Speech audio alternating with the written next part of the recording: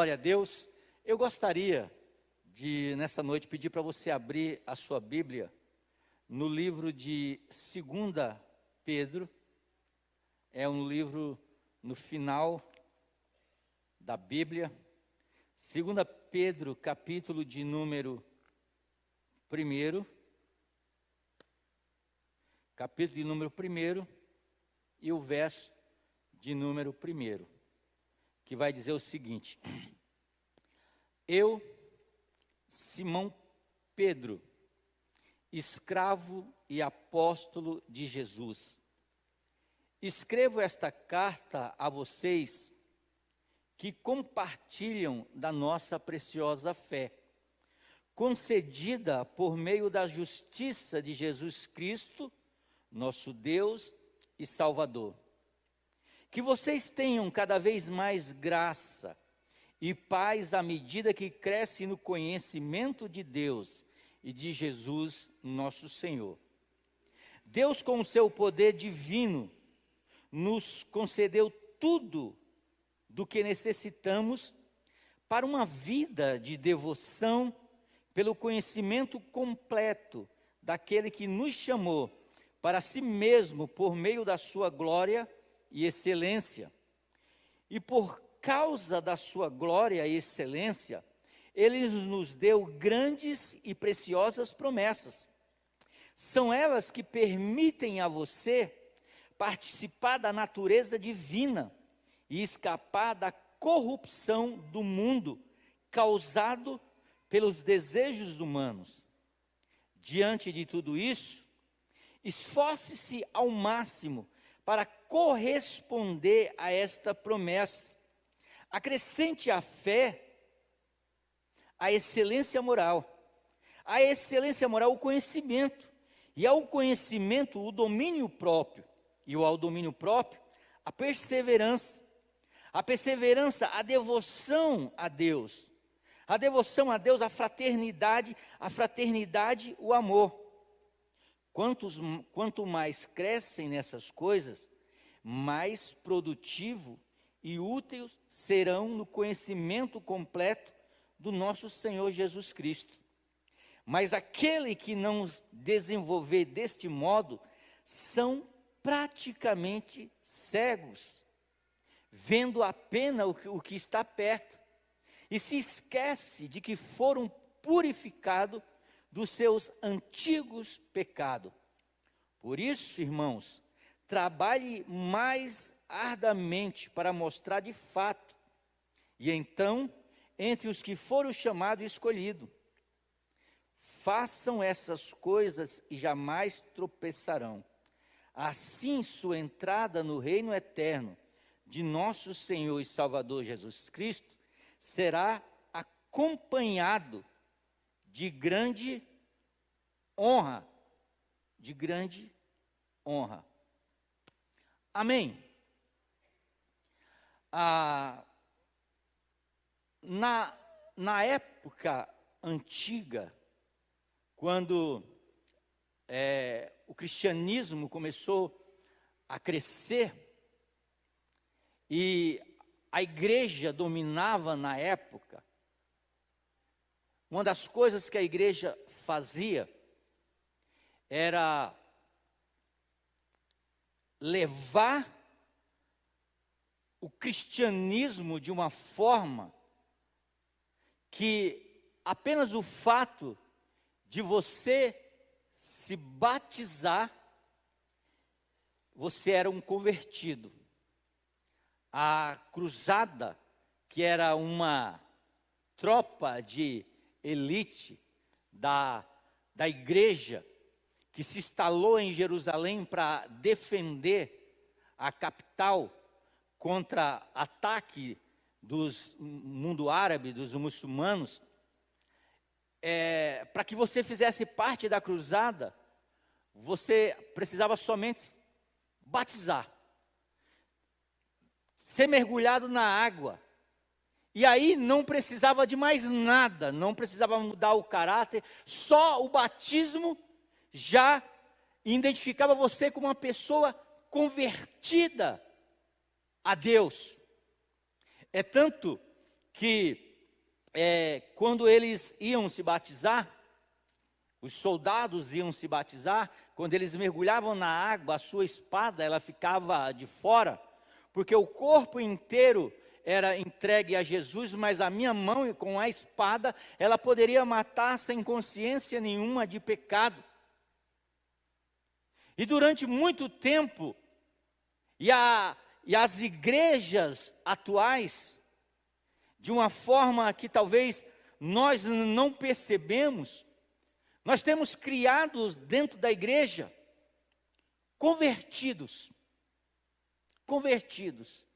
Quando Jesus Cristo, ele na sua ordem em Marcos capítulo de número 16, ele não disse para fazer convertido, ele disse para fazer discípulos. E discípulos é diferente de convertido. Convertido é alguém que entrega a sua vida a Deus em uma reunião, levanta a sua mão, mas a sua vida continua a mesma coisa. A única coisa que faz, que muda na vida dele, que em vez dele ir para as reuniões espíritas, agora ele vai para uma reunião protestante. Em vez dele ir para uma reunião católica, agora ele vai frequentar uma igreja protestante. Então agora ele é um convertido. Quando Jesus Cristo disse que ele estava dando uma ordem para que nós pudéssemos fazer discípulos. E o que é um discípulo? Discípulo, ele é diferente de um convertido. Porque um discípulo, ele, além de ser convertido, ele é servo. Ele é servo. Eu gosto do começo da carta que o apóstolo Paulo escreve aos Romanos, que Paulo vai escrever no capítulo 1, e o verso 1, ele vai dizer: eu, Paulo, servo de Jesus, escolhido para ser apóstolo. Paulo não vai dizer primeiro que ele é apóstolo. Paulo vai dizer primeiro que ele é servo.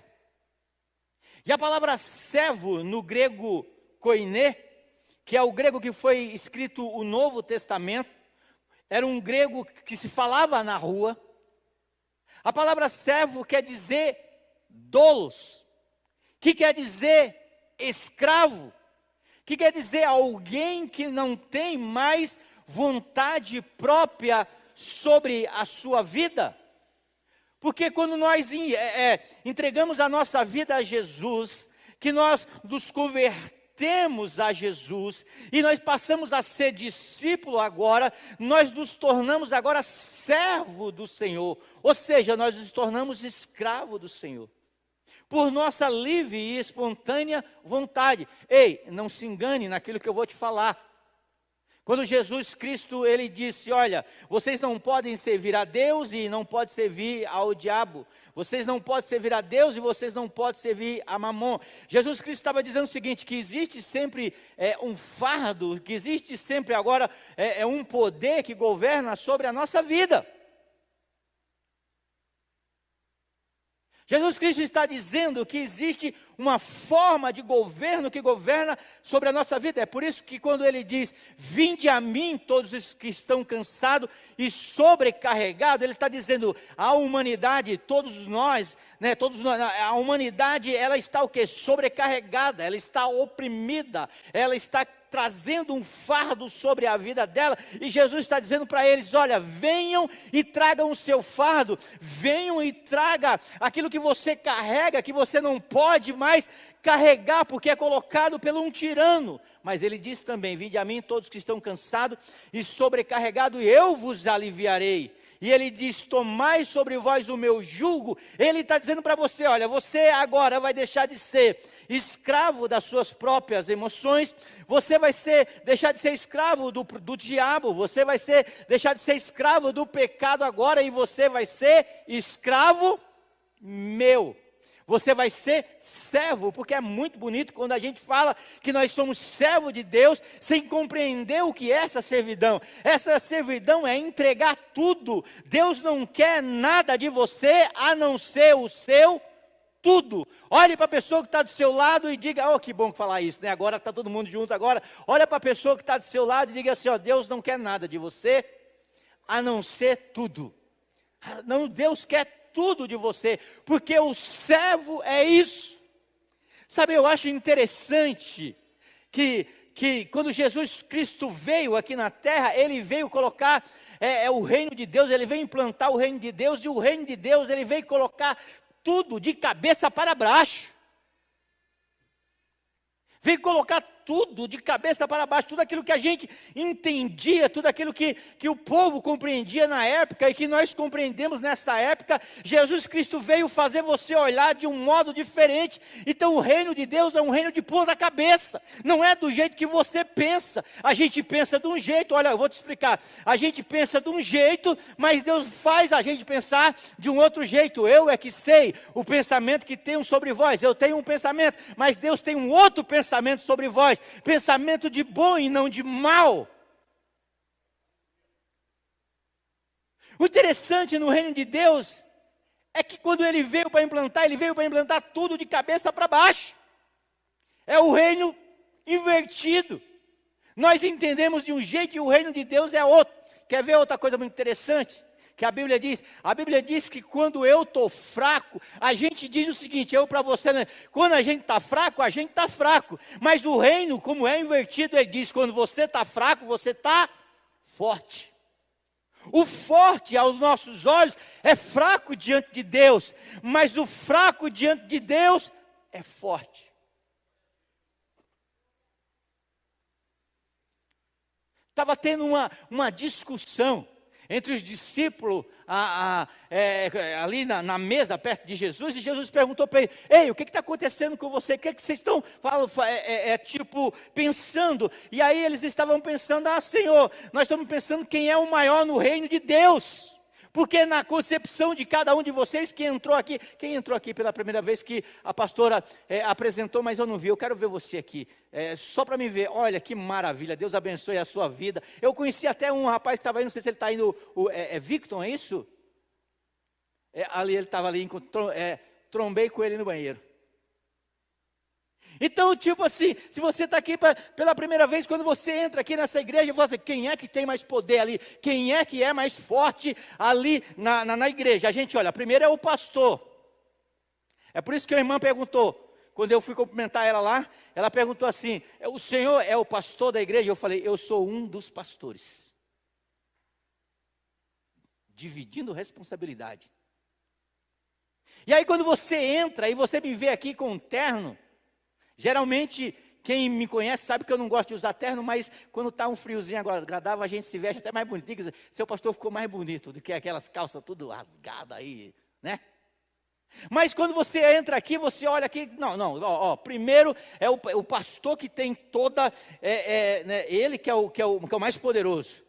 Segundo, os pastores auxiliares, depois os obreiros, e olha só, os músicos são, né, vem em seguida, e você faz uma sequência daqueles que têm mais poder aqui dentro da igreja. Mas no reino de Deus é diferente. O reino de Deus diz assim, se você quiser ser bem visto, se você quiser ser o maior do reino de Deus, você tem que ser o quê?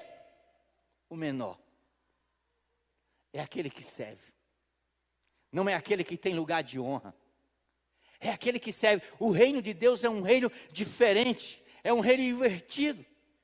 E para que nós entendamos aqui nessa noite, se você quer reinar em vida, você tem que aprender que o reinar em vida não é você ter poder sobre as outras pessoas. O reinar em vida é você aprender a servir as outras pessoas. Não tem nada a ver no grau se você é presbítero, se você é pastor, diácono, evangelista. Não tem nada a ver com isso. Reinar em vida é você aprender a servir as pessoas.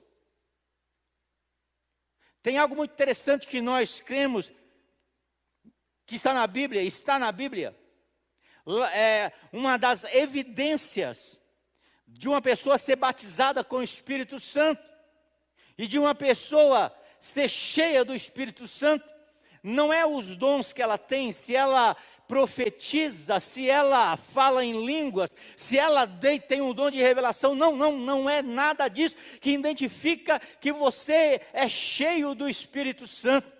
A palavra de Deus, ela diz que o que identifica que você é cheio do Espírito Santo está lá em Gálatas, capítulo de número 5 e o verso de número 17, que é os frutos do Espírito. É amor, é mansidão, é domínio próprio. Eu não posso, profetizar, eu não posso ter o dom de curar e de repente, com alguém pisa no meu pé, eu já explodo de uma maneira ríspida. Não, isso não é evidência do batismo com o Espírito Santo. Eu posso ter o dom de cura, eu posso ter o dom de profetizar, como Paulo escreve lá no livro de 1 Coríntios capítulo 13, ainda que eu tenha o dom de profetizar, ainda que eu tenha o dom de curar, se eu não tiver amor, serei simplesmente como uma lata que bate, um sino que faz barulho, mas não produz nada. Então, uma das evidências do batismo com o Espírito Santo é o fruto do Espírito. Leia na sua casa, Gálatas capítulo 5, a partir do verso 17. Agora, uma evidência se eu sou convertido ou se eu sou discípulo de Jesus, é a maneira que eu sirvo as outras pessoas. A maneira que eu me entrego em favor das outras pessoas. E se você quiser descobrir, eu já falei isso aqui várias vezes, o que você está dentro de você, mas você só pode descobrir quando você olhar para fora de você. O que você já está dentro de você, mas você só pode descobrir quando você olhar para fora de você, que não tem a ver com você, tem a ver com as outras pessoas. Se você pergunta qual é o significado da sua vida, por que eu estou nesse mundo? Por que Deus me criou? Deixa eu falar uma coisa. Não tem nada a ver com você. Porque se tivesse a ver com você, Deus teria deixado vocês lá no céu já. Porque teria a ver só com você, mas tem a ver com a pessoa que está próxima de você. Tem a ver com a humanidade, o quanto que você pode impactar a vida das outras pessoas, o quanto você pode servir as outras pessoas.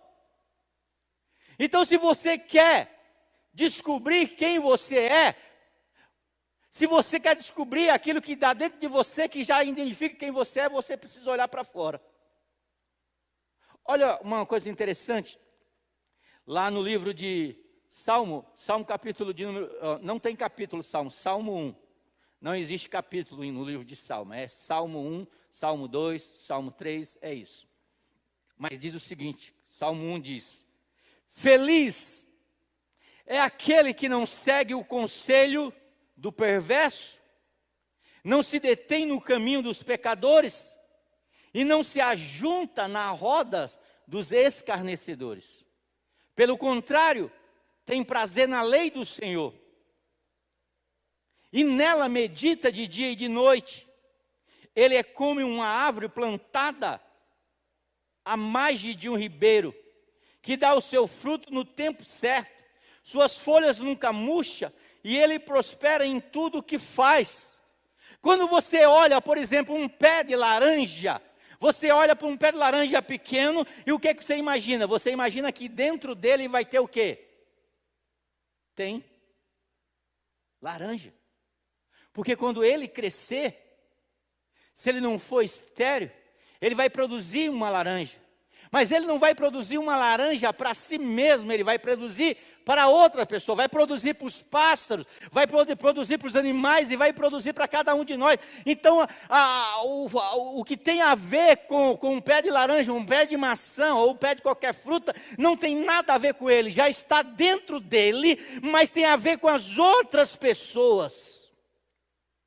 E o salmista vai dizer exatamente isso, que aqueles que são felizes, aqueles que são bem-aventurados, algumas traduções vai estar bem-aventurado. Tem alguma tradução aí que está escrito bem-aventurado? Bom, na realidade não tem a Bíblia aqui, né? Não é que não tem tradução, mas eu estou vendo muita gente sem Bíblia. Não tem Bíblia para ter tradução. Eu acho que um dos maiores pecados que a igreja atual fez foi colocar o projetor lá no coisa. Mas a tradução do Antigo Testamento, do Novo Testamento, da Septuaginta, do rei Tiago, que foi traduzida no latim, no grego, quer dizer Macários, bem-aventurado mais do que feliz.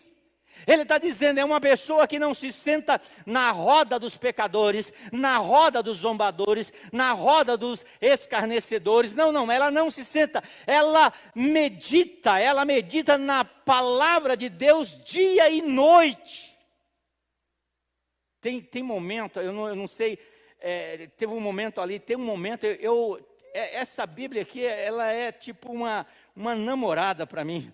Porque assim, tem hora que eu tenho tanta vontade, que eu gosto tanto dessa Bíblia, que eu começo a cheirar, eu começo a beijar, sabe? Eu tenho várias Bíblias, eu devo ter umas 30 Bíblias, mas essa aqui, sabe, eu peguei um carinho tão grande por ela, que é minha paixão. E ele diz assim, bem-aventurado é aqueles que meditam na palavra de Deus. Por quê? Porque eles são o quê? Como uma árvore plantada junto a um ribeiro, a um pequeno rio. E essa árvore, eu não sei se você já teve o prazer de andar perto de um rio assim, de um córrego, e você vê aquela floresta que está ali perto daquele córrego, é tudo verde, é tudo um negócio magnífico, um negócio bonito. E por quê? Porque as suas raízes, elas estão o quê? Elas estão próxima à fonte da vida, que é a água. E durante o ano inteiro pode ser que faça seca em alguns lugares, se naquele rio estiver correndo água, aquela árvore ela vai ficar sempre verde e ela vai produzir o seu fruto no tempo certo. E Deus está dizendo exatamente isso para cada um de nós nessa noite. Ele está dizendo para mim e para você que nós somos como árvore plantada junto ao ribeiro de água, que produz que as folhas não caem e produz o seu fruto no tempo certo. Olha o que Jeremias, ele escreve no capítulo 17 e o verso de número 7. Ele diz, feliz é quem confia no Senhor, cuja a esperança é o Senhor. É como uma árvore plantada junto ao rio, com raízes que se estende até as correntes da água. Não se incomoda com o calor, e suas folhas continuam verdes. Não teme os longos meses de seca, e nunca deixa de produzir fruto. O coração humano é mais enganoso que o coração humano é mais enganoso que qualquer coisa e é extremamente perverso. Olha o que ele está dizendo aqui. Ele está dizendo quando nós estamos ligados em Jesus, que é a fonte da vida, mesmo no momento de dificuldade, ele diz que as folhas se mantêm verdes, elas não caem, elas não murcham, porque mesmo no momento de calor, as suas folhas continuam verdes durante todos os anos, e tempo de seca, por quê? Porque ele está enraizado em Deus. Então, o convertido, ele não consegue ter está enraizado totalmente em Deus, porque ele ainda não teve ainda um coração de servo. E nessa noite, eu quero falar sobre um coração de servo. Como ter um coração de servo. Quando estivermos diante de Deus naquele dia, e você pode ter certeza, independente do que você crê, nós vamos comparecer diante de Deus um dia. Pode ser amanhã, pode ser daqui a um ano, pode ser daqui a alguns meses, alguns anos, pode demorar vários anos, mas uma coisa é certa: nós vamos comparecer diante de Deus em um momento oportuno. E somente duas coisas, duas perguntas nos será feita. Quantas pessoas estão no céu por minha causa? E quantas pessoas não estão no céu por minha causa? Porque, meu amado irmão, se você não descobriu quem você é, e se você não descobriu o propósito da sua vida, como o pastor Adriano falou aqui, o propósito da sua vida é fazer Deus sorrir, o propósito da sua vida é fazer Deus feliz, e a única coisa que pode fazer com que Deus seja feliz é quando a gente olha para a vida das outras pessoas, quando a gente olha para aquilo que Deus gosta de olhar, quando a gente ama aquilo que Deus gosta de amar. E eu vou dizer uma coisa para você: Deus não ama seu carro, Deus não ama meu carro, Deus não ama a minha conta bancária. Deus não ama a minha conta bancária mesmo. Deus não ama aonde eu moro, Deus não ama a igreja que eu frequento. Sabe o que Deus ama, meu amado irmão? Deus ama pessoas. Deus ama pessoas. Então, ser servo de Deus é ser parecido com Jesus. Por isso que ele disse: olha, não é para você fazer convertido. Marcos 16, eu quero que você faça discípulo. Eu quero que você faça imitadores. Como é que nós somos chamados no nosso meio? Os cristãos, né? Sabe o que é ser cristão? Ser cristão é pequenos Cristo. Você imagina uma forma. Jesus Cristo é uma forma. Aí você vem, se une a Ele, pá. Quando você gruda nele, que você sai o quê? Uma réplica de Jesus. Parecido com Jesus. Isso é ser discípulo. Isso é ser discípulo. É se importar com que Deus se importa. E nessa noite eu quero falar sobre como ter um coração de servo. Como ter um coração de servo. Não podemos somar forças. Nós precisamos multiplicar forças. Sabe, as pessoas que estão ali no estacionamento esperando você estacionar, dizendo assim: olha, vira aqui, olha ali, e muitas vezes, né, alguns irmãos falam assim: eu não consigo toma a chave aqui, o cara pega lá e estaciona seu carro lá. Eles não são menores do que eu. Porque o reino de Deus é de cabeça para baixo. Os menores serão os maiores. Você está entendendo? Os judeus colocavam as suas vestes bonitas e andavam na praça fazendo oração, e as pessoas olhavam olhando para eles com reverência, querendo ser igual a eles. Jesus falou assim: vocês são o quê? Vocês são os últimos. Por quê? Porque os menores sempre no reino de Deus serão os maiores. Então nós não estamos aqui para dividir, nós estamos aqui para multiplicar.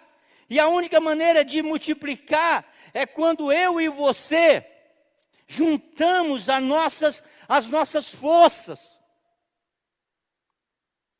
e sabemos o caminho que nós devemos trilhar.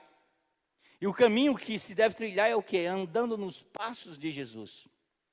Aprenda uma coisa: quando você erra o caminho, você se torna fraco. Quando você erra o caminho, você se torna uma pessoa fraca. E é por isso que eu falo de um contexto geral de mundo, não só do Brasil. As igrejas hoje são fracas, porque as igrejas têm convertidos, mas a igreja não tem servos e discípulos, imitadores de Jesus Cristo, que ama o que Jesus ama, que ama o que Deus ama. E eu torno a dizer aqui para vocês nessa noite, o que Deus mais ama é aquela pessoa que você detesta. O que Deus mais ama são pessoas, são vidas. Você sabia que ama mais do que cachorro? Talvez algumas pessoas pensem que Deus ama mais cachorro do que gente, mas eu quero dizer para você, cachorro, eu acredito que nem vai entrar no reino de Deus, porque não tem alma, não tem espírito, tem vida, tem fôlego. Deus ama pessoas. Então, não podemos somar força, nós precisamos multiplicar, porque o reino de Deus não é para os acomodados, mas o reino de Deus é para os apaixonados. Não é para aqueles que estão acomodados, que levantaram a mão, sabe, irmão, e tá tudo bem. Não, nós somos aquelas pessoas que são apaixonadas por aquilo que Deus é apaixonado. E o que Deus é apaixonado? Deus é apaixonado por gente, irmão. Porque Deus amou o mundo de tal maneira que deu seu Filho unigênito para todos aqueles que dele crê, não pereça, mas tenha vida eterna. Agora, para desenvolver o coração de servo, primeiro, saiba que você foi enviado para servir. Você só vai encontrar o seu propósito na vida quando você servir. Principalmente aqueles que já serviram. Principalmente aqueles que já serviram. Porque eles vêm, a gente vem no culto, a gente participa, a gente levanta a mão, a gente adora, a gente escuta Deus falar, a gente fala com Deus, mas quando termina o culto, a gente sai com aquela sensação de ainda falta alguma coisa. Quantos já saíram da igreja com aquele pensamento, ainda falta alguma coisa? Porque falta servir, falta doar. Quando a gente serve, a gente é mais comprometido. Pegue alguém que já serviu, que descobriu, né, um passo de chão, quando se converteu, que era isso que Deus queria para cada vida. E olha, que quando ele servia, ele tinha um comprometimento. Tinha aquela responsabilidade. Não, preciso estar no culto. Preciso ouvir a palavra para me alimentar. E ele estava. E às vezes ele estava desanimado, fraco, chegava cansado, mas ele tinha aquela responsabilidade de servir. E ele colocava a roupa. E ele vinha. Porque ele sabia. Mas por algum tempo que aconteceu, a igreja decepcionou ele, o pastor decepcionou ele, a liderança decepcionou ele, e ele parou de servir. E agora, agora ele vem somente na igreja, ele senta, mas ele sabe que ainda falta alguma coisa. Falta alguma coisa. Mesmo que você não serviu em nenhum ministério da igreja, mas você sabe que ainda falta alguma coisa, falta eu servir o meu próximo, falta eu ajudar aquele que tem necessidade, dar um agasalho, dar uma roupa, fazer algo por aquelas pessoas que Cristo, que Deus é apaixonado. Servir as outras pessoas, porque nós só vamos entender, só vamos viver o Evangelho de uma maneira plena aqui na terra, a partir do momento que nós entendemos que precisamos servir as outras pessoas. Eu estou falando de serviço de igreja, mas eu estou falando também de servir fora da igreja. Com meus dons e talentos. Então a primeira coisa, o primeiro fato para desenvolver um coração de servo é aprender a servir. À medida que você serve a Deus, você se torna mais profundo no relacionamento com Ele, e você passa a acessar outro nível de revelação. Existe uma revelação diferente para aqueles que servem a Deus e servem as outras pessoas. De manhã, eu até falei de uma oração de São Francisco de Assis. Quem já ouviu falar no São Francisco de Assis? Isso, pastor, acha aí. Já eu falo a oração inteira, porque ela vai achar para mim. Mas uma das histórias na biografia de São Francisco de Assis, que era um padre católico, e naquela época de São Francisco de Assis, ele nem sabia, nem entendia o que era ser um padre, como se a gente vê nas eras atuais. A palavra padre quer dizer só pai. Ele não entendia essa visão que a Igreja Católica tem hoje. Mas ele estava com um abade, que era um padre, era um seminarista, e ele fala para o seminarista dizendo o seguinte: olha, nós vamos pregar a palavra na aldeia, durante o dia inteiro. E ele foi juntamente com o seu abade, o seu padre em treinamento, o seu seminarista. E São Francisco de Assis, ele começou a abraçar as crianças no meio da rua. Como é gostoso abraçar as crianças. Ontem eu estava ali na loja americana, aí chegou a filha da Tati, e ela chegou: oi pastor, e me abraçou assim, porque assim, só os adultos, parece que tem um receio comigo, mas as crianças, como ela não tem senso de perigo, elas encostam em mim. E ela me abraçou assim, e eu estava com o Antônio, eu abracei: que bom te ver aqui. Eu abracei, olhei para o Antônio: é filha de quem? Aí a Antônio falou: é da Tati, está atrás de você aí. E São Francisco de Assis, ele abraçava as crianças, abraçava, sabe, as senhoras mais de idade, aquele abraço gostoso. E passava para alguém que estava vendendo alguma coisa, algum legume: oi. E passava oi, mas não orava, não pregava a palavra. E quando chegou no final do dia, ele olhou para o abade e falou: vamos embora. E o seminarista em treinamento, o padre em treinamento, falou: mas como vamos embora? Você não falou que nós íamos pregar o evangelho? E ele disse: pregue com sua vida. Se precisar, use palavras. Porque, meu amado irmão, não entenda mal, mas aquilo que nós fazemos grita mais alto do que aquilo que nós falamos. Alguém disse assim: olha, a sua vida grita tão alto que eu não consigo ouvir a sua voz. Então não é aquilo que falamos, mas é aquilo que fazemos. Nós não podemos dizer que nós somos uma igreja família, se você senta do lado do seu vizinho, você não sabe nem o nome dele. Que família que é essa?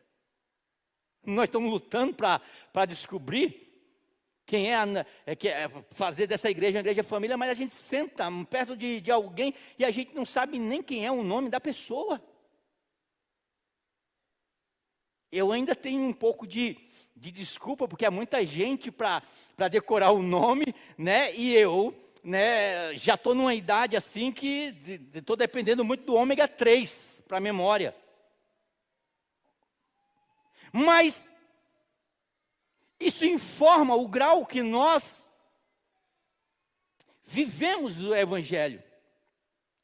E eu falei de manhã, e eu quero aproveitar e dar um adendo naquilo que eu falei, porque um irmão da igreja acabou mandando para mim assim: pastor, assim, os dois sentidos. Eu falei: claro, lógico, eu vou fazer um adendo na minha pregação de manhã, porque muitas vezes a gente fala assim: olha, meu irmão, vamos orar pelo fulano, aí aparece aquela mãozinha assim, né? E aí eu falei que existe, o rapaz falou e até mostrou para mim, existe dois tipos de emoji, né? Um deles que está assim, na realidade não está fazendo o símbolo de oração, está falando o símbolo de toca aqui. Vem cá, Júnior, de novo. Júnior foi o meu toca aqui de manhã. Toca aqui, tipo assim, a gente se vê e aí, toca aqui. Coloca de novo aqui, ó. Toca aqui, duas mãos. E a gente pensa que, embora exista o emoji que também fala sobre a oração, Eu falei de manhã que eu vi no grupo lá, não vou, de um dos grupos nossos da igreja, que uma moça que veio visitar a igreja, e depois ela recebeu uma ligação de um dos líderes da igreja, uma ligação, porque hoje é raro a gente ligar, porque geralmente a gente manda. O negócio está tão feio, eu estou vivendo num mundo que eu acho que já não é mais o meu. Porque antes ligar era normal, mas hoje você precisa mandar uma mensagem pedindo permissão para ver se a gente pode ligar. Eu estou vivendo num mundo estranho, porque a gente simplesmente ligava antes, mas a gente tem que pedir, eu posso ligar para você? Ah, eu não posso atender agora, você pode continuar falando assim? O camarada não quer ouvir minha voz. Ele não pode atender uma ligação, porque para mim, assim, eu não tenho o hábito de digitar muito, né? E às vezes quando eu digito, às vezes não sempre, né? Existe um erro de ortografia lá que não é a culpa minha, a culpa é do corretor. E aí eu não digito muito, eu prefiro falar. Porque enquanto eu converso com uma pessoa, conversando, escrevendo, que eu passo ali 10, 20 minutos escrevendo ali, e em 2 minutos eu resolvo o meu problema fazendo uma ligação. Mas hoje eu não posso ligar mais. Mas essa pessoa ligou para esse visitante e ficou 1 hora conversando com ela. E depois ela mandou uma mensagem em um dos grupos dizendo lá que, que bom, que se sentiu feliz, porque a pessoa ligou daqui da igreja e ficou 1 hora com ela conversando. E é isso que é se importar, e é isso que é ser servo, e é isso que é servir, e é isso que é ter um coração de servo. O que nos cansa, meu irmão, não é os grandes projetos, mas são as nossas pequenas ambições. O que nos cansa não é o fato da gente fazer o que tem que fazer em Cristo Jesus, mas é a gente querer fazer as pequenas coisas sem Cristo Jesus. Você está entendendo? O que nos cansa não é a gente fazer as grandes coisas para Cristo ou em Cristo Jesus. O que nos cansa é a gente fazer as nossas pequenas coisas sem Cristo Jesus. E aí a gente não entra no desfrute. E o que é o desfrute? O desfrute é o descanso. Quem já leu o livro de Gênesis capítulo 1, quando Deus criou os céus e a terra e Você já leu? E aí diz assim, que no 7º dia Deus fez o quê? Descansou. E a impressão que dá é que Deus estava cansado. Então, se Deus, que é o Deus, o Criador dos céus e da terra, se trabalhou de segunda a sábado e no domingo ele descansou, o que é que eu vou fazer na igreja no domingo? Por quê? Porque domingo é o dia do meu descanso. Não. Quando Deus descansou, a palavra descanso ali no hebraico quer dizer desfrute. Ou seja, Deus fez o paraíso, Deus fez o que tinha que fazer e no domingo ele foi desfrutar de tudo aquilo que ele tinha feito. Nós trabalhamos a semana inteira e no domingo não é o dia de descanso, de ficar à toa, não. É o dia da gente desfrutar da maravilhosa graça que Deus nos deu, aleluia, de termos um trabalho, de termos saúde, e aí a gente vem num domingo como esse, à noite, quem veio de manhã, eu falei, você não precisa vir à noite, não, vai desfrutar, porque você já conversou com Deus, e as pessoas da noite que desfrutaram durante o dia vão vir à noite, mas nós temos que entender, não é à toa de descanso. Tem gente que compra as coisas, a chácara, e aí ele começa a não vir na igreja. Por quê? Porque ele não entendeu que aqui no lugar da igreja, que é o lugar dele desfrute, dele desfrutar daquilo que Deus está dando para ele, porque sem mim, Jesus Cristo falou, nada podeis fazer. As nossas coisas, os nossos planos são tão rasos, que nós às vezes fazemos tanto plano e nós não conseguimos chegar a desfrutar dos nossos planos, porque um plano sem Deus não é plano. Porque o maior plano é aquele plano que envolve Deus e a vontade de Deus de fazer Deus sorrir. E quando nós estendemos a mão para uma outra pessoa, nós estamos fazendo Deus sorrir. Por isso que o Pai Nosso, ele não começa dizendo Pai meu, ele começa dizendo Pai Nosso. Ele começa, tirando aquela exclusividade dos judeus, porque os judeus acreditavam que Deus era só para ele. E muitas vezes nós acreditamos que Deus é somente para mim, para você da igreja. Não, mas o Deus é nosso, é Pai Nosso. E nós temos que levar esse Pai Nosso para as pessoas que estão sem um Pai verdadeiro, que perderam o senso de paternidade de Deus. E dizer que Ele tem um Pai, que é um Pai Nosso, que é um Pai que se importa com Ele. Isso é servir.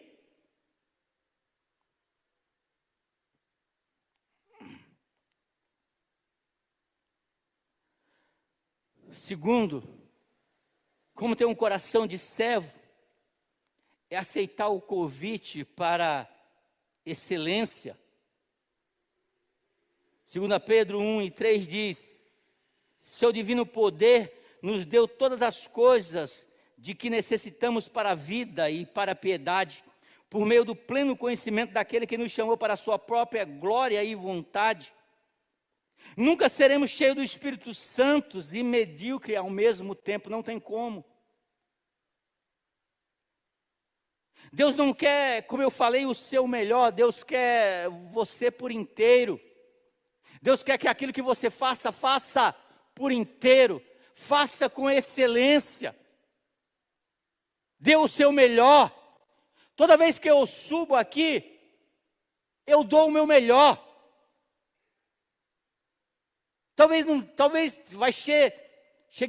talvez já tenha passado alguns dias, talvez não tenha dias, que às vezes eu ministro aqui, e eu oro, naquele dia eu estava tão assim, eu fico tão envergonhado, porque eu achei que não dei o meu melhor, que eu preferiria que atrás dessa cruz tivesse uma porta, para quando terminasse a ministração, eu mandasse apagar as luzes, e quando o Ministério de Louvor entrasse aqui, eu fugisse por ali, pegasse o meu carro, e fosse para casa envergonhado daquilo que eu fiz. Porque quando você tem um coração de servo, você tem que fazer o seu melhor. E Jesus Cristo disse, olha, quando chegaram e falaram para ele, Senhor, nós fizemos tudo aquilo que o Senhor nos mandou fazer. E Jesus falou, olha, quando você fizer tudo que Deus te mandou fazer, se considere um servo, mas um servo inútil. Um servo que não fez nada, além da obrigação de servo. Deixa eu falar uma coisa para você. Deus, Ele espera de você algo que venha o surpreender, embora Deus não se surpreenda. Se nós olharmos na magnitude de Deus, no poder de Deus, nos atributos de Deus, Deus não vai nos surpreender, nós não vamos surpreender Deus nem de uma maneira negativa, nem de uma maneira positiva, mas dê o seu melhor, faça aquilo que você nunca fez, para alegrar o coração de Deus. A pergunta que eu faço para mim, para você nessa noite, quando Deus olha lá de cima, e se é que Deus está lá em cima, porque Deus está em todos os lugares, mas quando a gente fala de cima, porque a gente acredita num céu, e quando a gente fala o céu, a gente olha para cima, mas talvez nós possamos nos surpreender que o céu não seja esse céu que a gente vê, não seja para cima, talvez seja do lado, eu não sei dizer para você, mas quando Deus olhar para mim, para você, que Ele possa dizer, uau, olha o que Ele fez. Você já imagina se tem algumas pessoas nessa igreja que eu olho para ela e falo assim, uau, você está vindo todos os cultos, o que está acontecendo com você? Febrinha? Hã? O que está acontecendo? Você imagina Deus, o sorriso de Deus lá em cima, falando, uau, ela levou 1 quilo de alimento na favela, uau. Ela se lembrou de trazer o quilo de alimento para alimentar uma outra pessoa. Uau! Porque Deus nunca vai se surpreender com a nossa religiosidade. Deus vai nos surpreender com a nossa adoração. Deus nunca vai se surpreender com o nosso trabalho. Deus vai se surpreender da maneira que nós servimos a Ele. Você lembra da história que já foi muito comentada aqui nessa igreja, nesses últimos dias, nos últimos meses? A história de Marta e Maria. Marta estava trabalhando para o Senhor, não tem algum problema de trabalhar para o Senhor? Não tem nenhum problema para trabalhar para o Senhor, mas o único problema é quando a gente só trabalha para o Senhor, a gente cansa, chega uma hora que a gente diz, eu não quero mais tocar, eu não quero mais fazer parte da equipe de pastores, de líderes, eu não quero fazer mais parte da equipe de louvor, eu não quero mais fazer parte da equipe de obreiros. Sabe por quê, meu irmão? Porque você só trabalhou. Porque se você aprendesse a servir, era diferente. Por que Maria estava reclamando com Jesus? Porque ela estava trabalhando demais e ela estava cansada. Mas Marta, a Bíblia diz que ela foi fazer um trabalho de escravo, ela foi servir. Porque enquanto Jesus estava ali sentado, e naquele tempo as mesas eram grandes, mas não tinha cadeira igual a gente tem hoje. Então as pessoas vinham, a mesa era baixinha, ele sentava com os pés, eu não vou sentar aqui não, porque senão eu não levanto mais. Mas sentava com os pés para trás, e aí a Maria, ela vai lá fazer uma atitude de escravo, ela vai lá e ela começa a limpar os pés de Jesus e derrama aquele perfume ali, e começa a limpar os pés de Jesus. Ela estava fazendo um trabalho de servo. Então existe uma diferença entre você servir e você trabalhar. Aqueles que só trabalham um momento, eles vão cansar e vão pedir para parar tudo. Mas aqueles que servem, eles vão ter sempre a força do Deus que dá força. Então, se você está pensando em parar com tudo, é porque você está trabalhando, irmão. Você precisa aprender a servir. E quando a gente serve, sorriso 9, o quê? Aquele sorriso do relógio, 9 horas. 9h15, 9h15. Sei lá. Porque você vê... Eu gosto de cozinhar, não cozinho bem, mas gosto. Não gosto no final do mês. Cozinhar no final do mês é terrível, né? Mas no começo do mês, quando fez as compras. Mas mais do que cozinhar, eu gosto de ver as pessoas comerem e não sobrar nada. Isso me alegra. Então, mais do que ser servido, o nosso prazer tem que ser em servir, não em trabalhar. Porque o trabalho cansa. E no reino de Deus não tem essa história de sextou. Porque o nosso descanso não é aqui nessa terra. O nosso descanso não é aqui. Até quando nós formos no céu, nós vamos continuar servindo uns aos outros e a Deus. Então nós precisamos ter esse coração de servos. Para você ter um coração de servo, esforce-se para crescer. Esforce. Às vezes nós ficamos semanas sem ler a Bíblia. É ou não é? Ficamos semanas sem ler a Bíblia. Ficamos semanas sem orar. De vez em quando eu pego a equipe pastoral, eu falo, você está orando? Porque às vezes, nós como pastores, Muitas vezes, eu tenho que ter o cuidado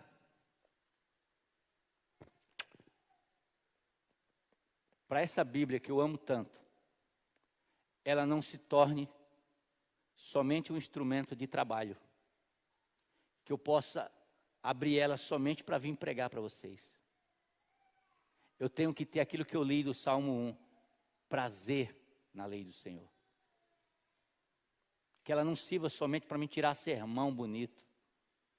Que ela não sirva somente para me tirar mensagens bonitas. Eu preciso ter prazer. E nós precisamos aprender a crescer.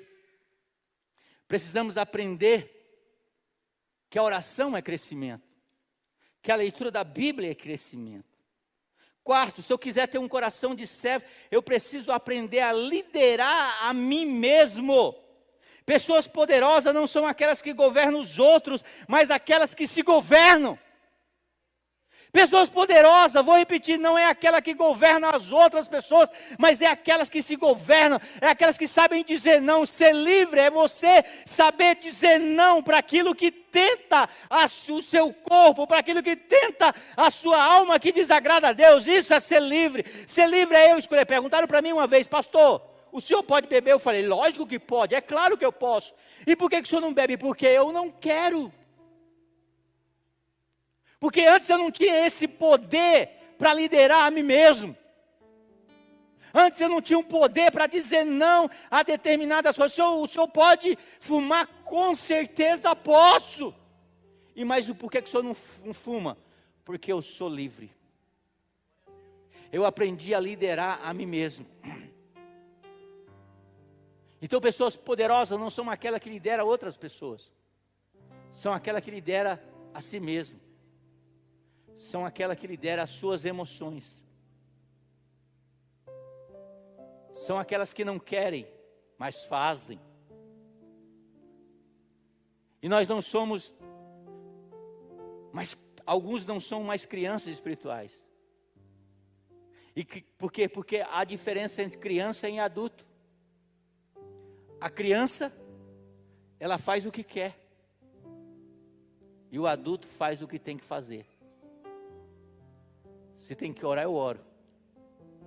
Se tem que buscar Deus, eu busco. Porque criança faz o que quer. Adulto faz o que precisa ser feito. E o que Deus espera de cada um de nós, não é que eu vista um terno bonito e venha domingo após domingo pregar. Porque o que faz uma igreja família? O que faz essa igreja ser diferente das outras igrejas? Tem pessoas que pregam muito melhor do que eu. Tem ministérios de louvor em algumas igrejas próximas a nós, são melhores do que os nossos, musicalmente falando. Mas o que Deus espera de cada um de nós? O que essa igreja precisa ser diferente? Não só uma boa pregação, um bom louvor. Mas o que faz uma igreja diferente é você aprender, quando todos aprendem o que é ser discípulo e o que é ser servo. E quando nós aprendemos a servir as outras pessoas. Muitas vezes algumas pessoas passam por determinadas, porque às vezes as pessoas pensam que eu tenho resposta para todas as coisas, e eu não tenho respostas.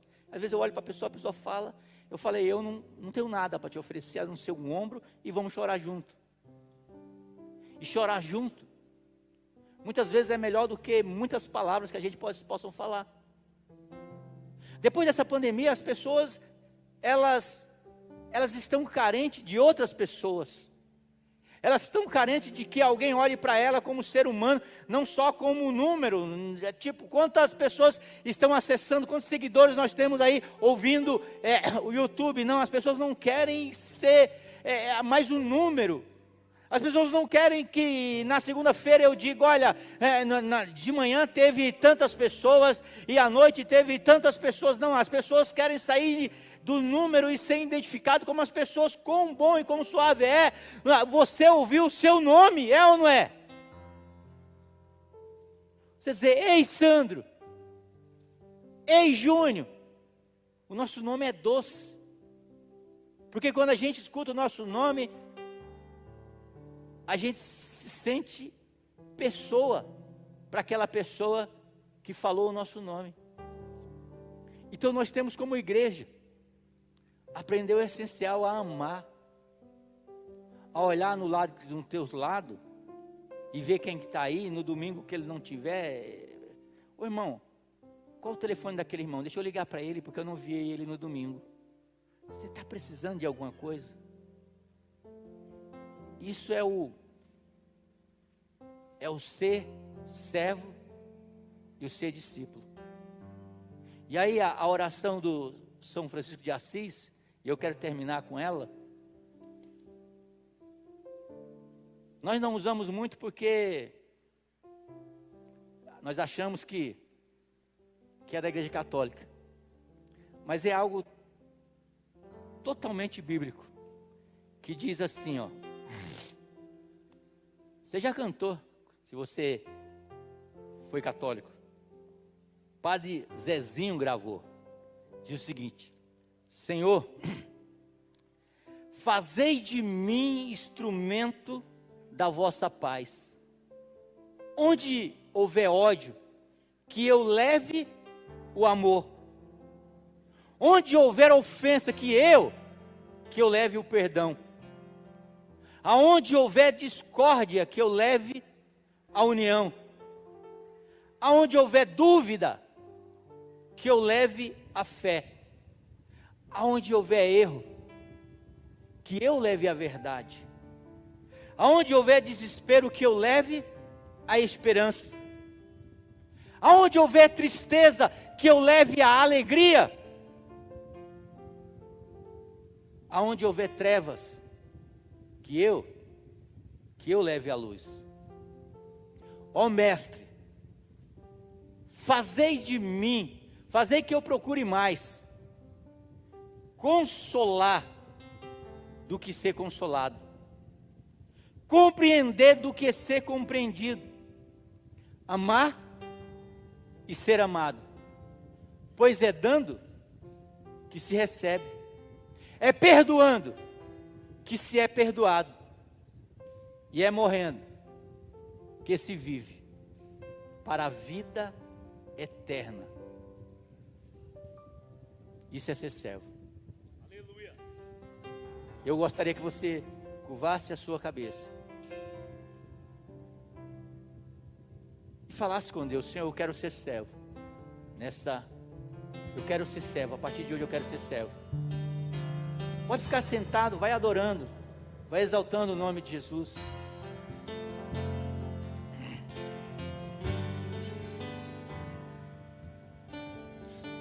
Existe um rio sem